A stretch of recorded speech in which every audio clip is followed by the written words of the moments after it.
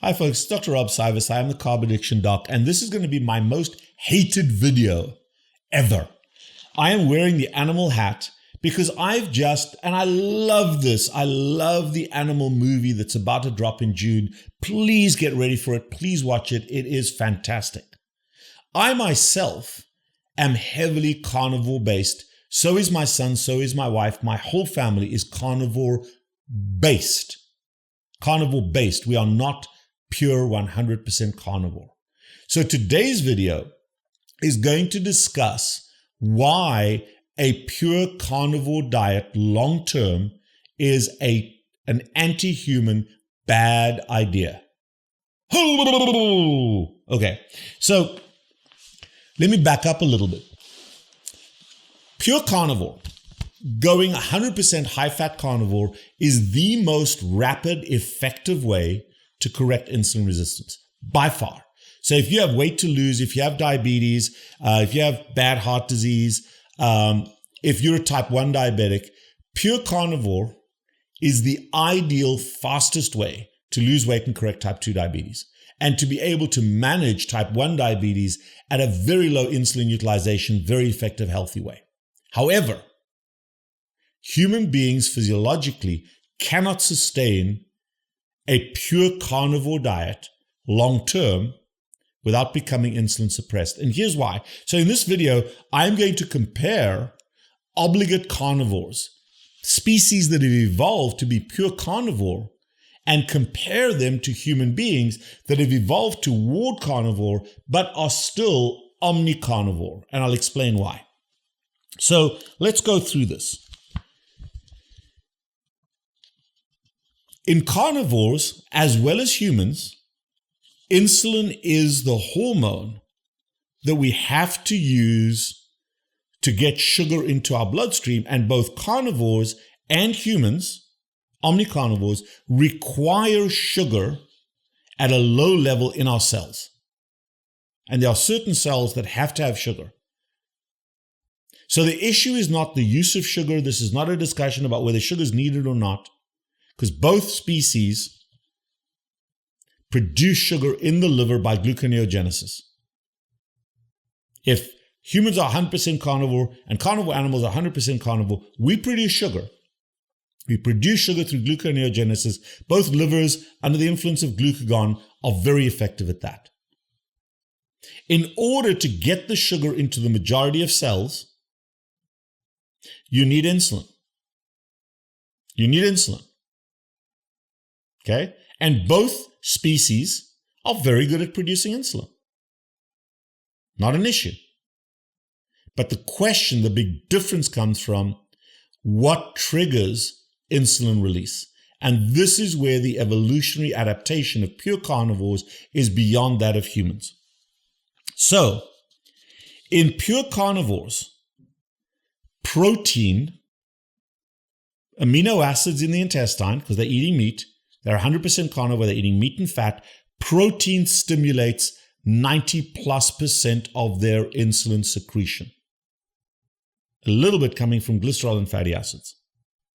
So certain amino acids from digested protein, especially arginine, leucine, lysine, and glutamine, four of the common amino acids, directly stimulate insulin release from the pancreas. That is an evolutionary adaptation by pure carnivore animals. Those are your wolves, your lions, your cats, your eagles, your alligators, your snakes, all the pure carnivore animals, whether they're reptilian, amphibian, or mammalian, or avian, they have evolved that amino acids from digested protein directly stimulates insulin release in a dose-appropriate way.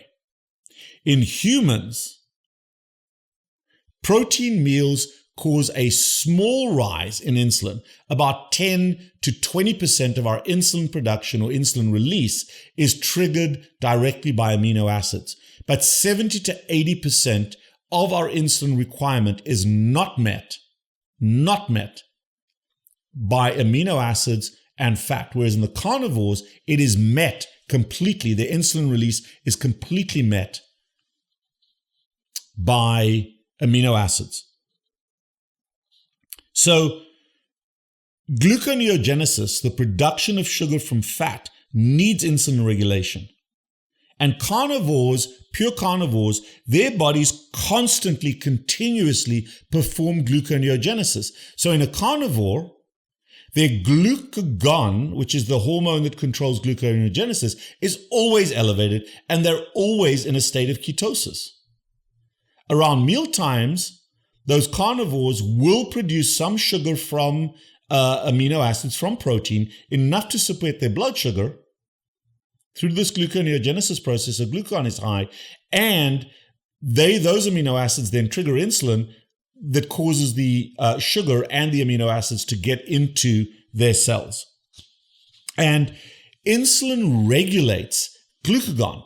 So the issue with carnivores, if they don't produce insulin, their glucagon is produced massive amounts of sugar, turn all that protein into energy. So they use insulin to regulate glucagon. And this relationship is critically important so that they don't overproduce sugar, but they produce enough sugar to survive on. So insulin regulates this process by preventing runaway gluconeogenesis after a high protein meal. And remember, carnivores mostly eat fairly lean protein. Most game that carnivores eat is fairly lean. In carnivores, pure carnivores, insulin levels are low but steady, not fluctuating very much, preventing the body from making too much glucose while ensuring tissues get what they need, switching off glucagon and making sure that the sugar is getting into the cells, into the muscle cells. And as we said, in carnivores, glucagon is usually high alongside with a moderate and average insulin level. Glucagon helps to maintain blood sugar by promoting gluconeogenesis and fat burning. So your insulin level can't be too high because it blocks the use of fat or release of fat from the fat cells. So it needs to be adequate to control glucagon, but not high enough to block fat mobilization.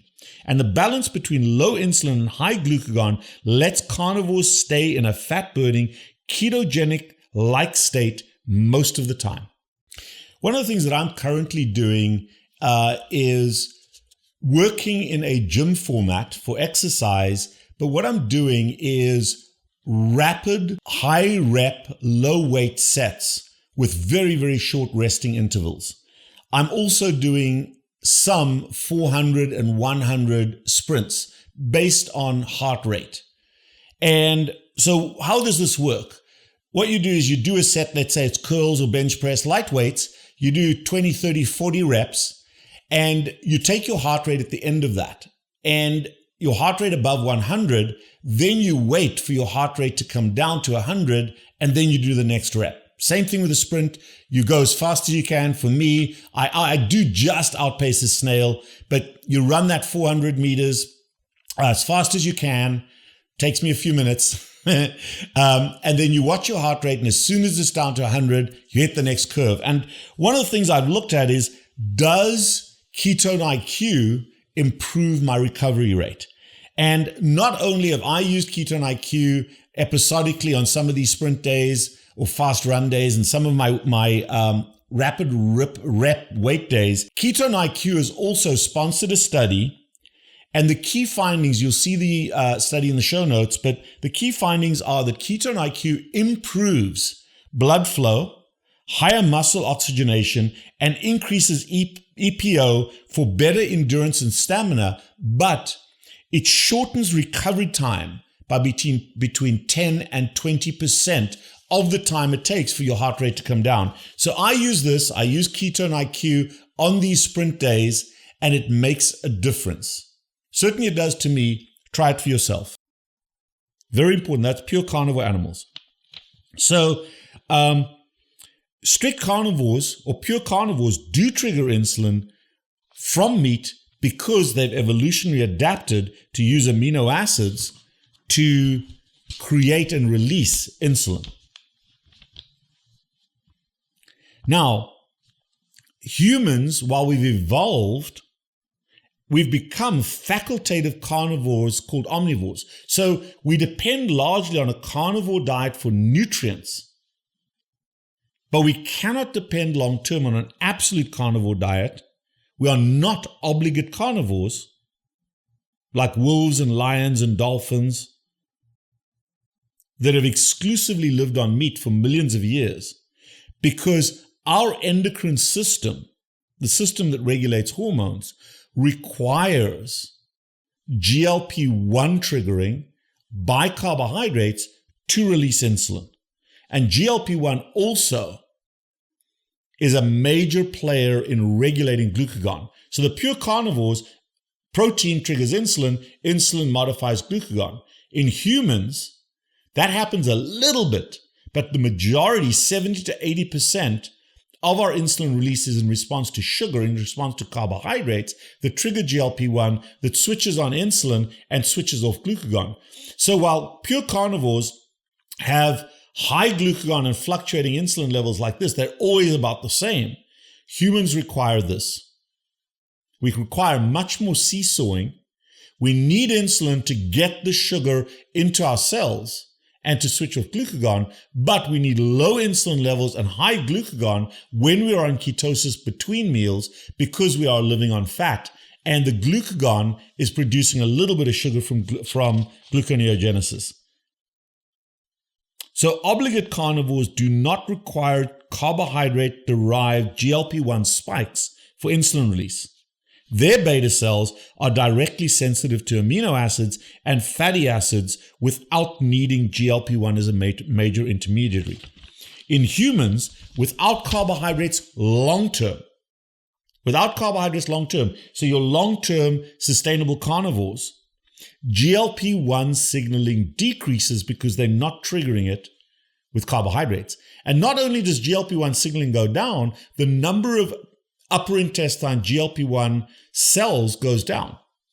So if you suddenly eat a carbohydrate load, you're going to see a massive spike in insulin. You're not going to clear that insulin. It's called a Kraft pattern 5 because GLP-1 is just not being produced and therefore insulin's not being reduced. So the beta cells become less responsive without the carb triggering GLP-1 reinforcement.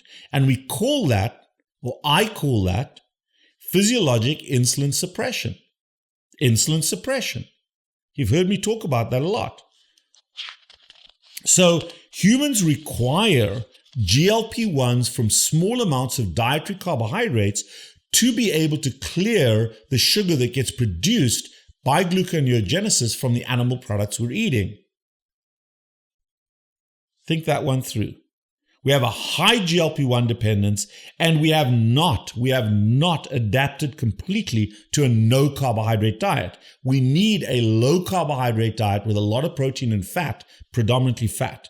Our adaptation to a no carbohydrate diet is only partial, and if it's complete, we downregulate both insulin and GLP-1 over time, and our blood sugar starts to rise, causing inflammation in the blood vessels, causing plaque formation in the heart. So the paradox is that with insulin suppression on the pure carnivore human diet, it's not very different in terms of cardiovascular inflammation than the people on a standard American diet who are insulin suppressed. So our evolutionary adaptation is to require a carnivore dominant diet or a carnivore based diet, but a mix of some form of carbohydrate, be that the sugar in milk. That's why there's sugar in milk, folks. That's why there's sugar in milk, to trigger that insulin. And in fact, pure carnivore animals, their milk has a much lower level of glucose and glycogen. Think that one through, folks. Much higher protein and fat ratio. Carnivore milk. You go out there and you milk your friendly lion, and you'll find there's very little sugar in there. Interesting, isn't it? So in carnivores, their glucagon is higher at baseline than it is in humans. Insulin receptor sensitivity is different, and it's more tuned to respond to smaller and steadier releases of sugar from the liver rather than boluses of sugar from the intestine. In pure carnivores, ketone metabolism is upregulated and permanent. Humans should cycle through ketosis, but not always be in ketosis. And the GLP-1s and the GIP hormones, the incretin hormones, are far more important in humans than they are in animals, in carnivore animals. So this is just so important. Yes, certain amino acids like arginine, leucine, glutamine can also stimulate insulin in humans, only about 20%. So it's very modest, and it requires GLP-1 and GIP.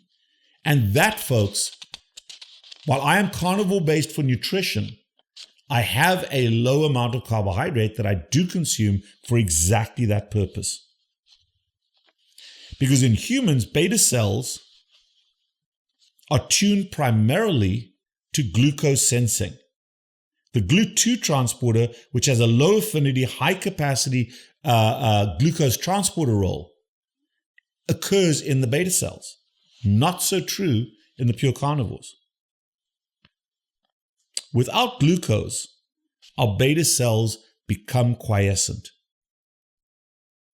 They don't release insulin adequately. So humans have a reliance not only on GLP-1, but also on GLUT2 receptors in beta cells to sense that blood sugar. Carnivores don't have that. They don't have the GLUT2 signaling. And a long-term zero carbohydrate diet in humans downregulates both GLUT4, GLUT2 expression, GLUT4 in the muscles, GLUT2 in our beta cells, and GLP-1, which makes us insulin suppressed and hyperglycemic. And then that high level of blood sugar has the same body effects in our lean mass hyperresponder patients as it does in the standard American diet patients, explaining the rise in soft plaque in the studies. When humans eat a small amount of carbohydrates, our insulin is high and our glucagon is low. That is not true in our pure carnivore animals, where their baseline glucagon is always high. If we humans only eat protein, we get a small insulin trigger and a major glucagon trigger, and that is inadequate to clear our blood sugar. So in survival mode, humans can, for a period of time, shift into a low insulin, high glucagon state for months or years. And that is how we correct insulin resistance with a carnivore diet. But it's a backup, not a primary system. Whereas carnivores have evolved this as their default operating system, humans have not yet. And in fact, if anything, in the modern era, we're sliding evolutionary backwards rather than forward. So now let's look at, and you'll see some diagrams here that explain this, and I'll leave these notes in the show notes. Now let's look at the opposite side. Let's look at hummingbirds and other high carbohydrate animals. How do they avoid diabetes? How do fruit-eating bats, who have a very high metabolic rate, and hummingbirds, who consume about 90% of their calories as pure sugar. Hummingbirds, bats, nectar-eating mammals, and some fruit-eating birds live on extremely high carbohydrate diets, sometimes over 90% of pure sugar.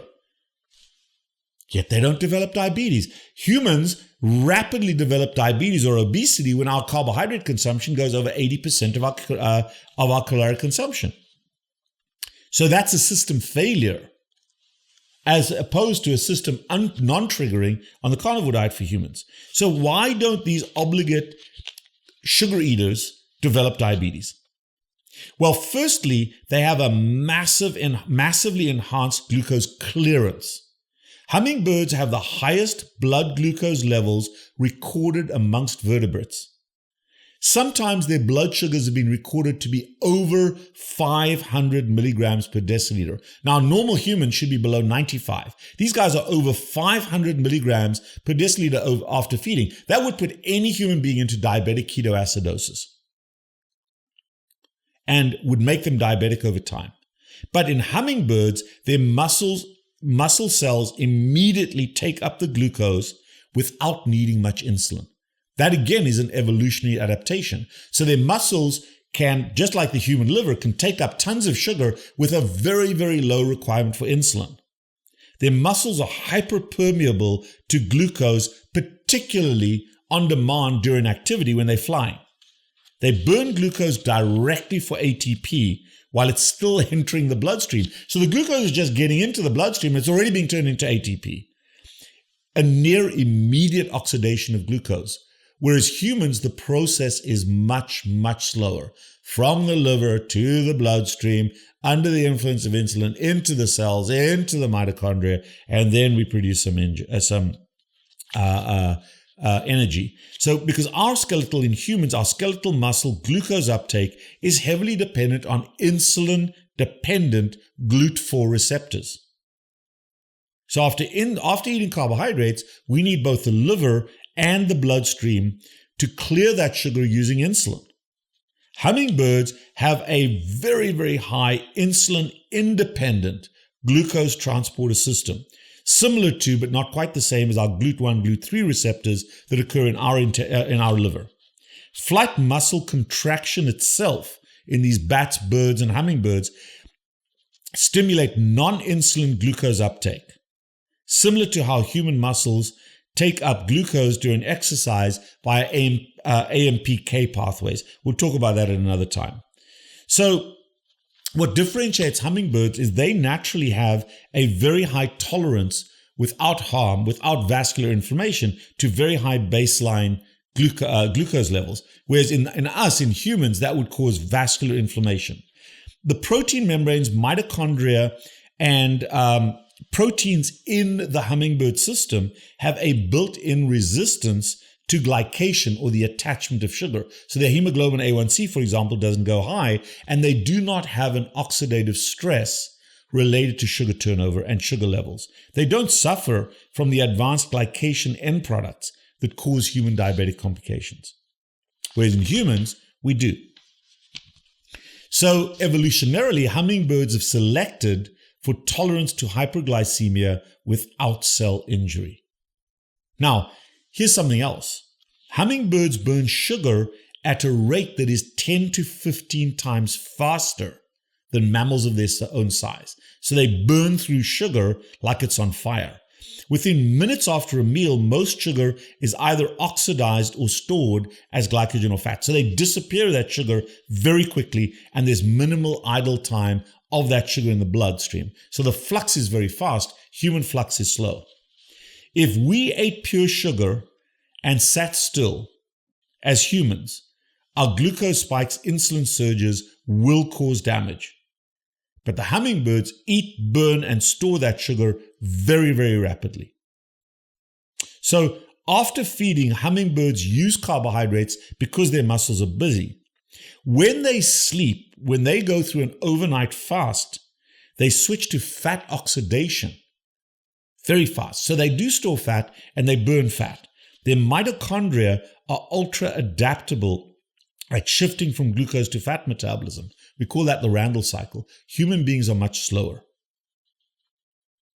We do not have the same metabolic flexibility to switch from sugar to fat as hummingbirds do. We are metabolically relatively inflexible, which is one of the roots of insulin resistance. Isn't that cool? So we've talked about pure carnivores not requiring an ancillary trigger of insulin. Their food directly does that. Humans don't. We need GLP-1 as an intermediary. Hummingbirds, who are sugar obligates, don't need insulin or need very little insulin. We humans still need a lot of insulin. It is amazing how evolution has adapted our biology. But if we defy our own physiology and our own biology, it will cause harm. So folks, I am carnivore based on purpose. And if you're in any doubt about this, ask Paul Saladino. I am the Carb Addiction Doc. I know this has slapped you upside the head. This is not my belief. This is not my opinion. This is fact. Go to ChatGPT, ask those questions, and you will see the answers factually displayed. You can have your own opinions. Everyone's entitled to their own opinions, but there's only one set of facts, folks. And that's what I've just presented. Facts. I am the Carb Addiction Doc. I can help you to manage this, to be insulin sensitive. Give me a shout.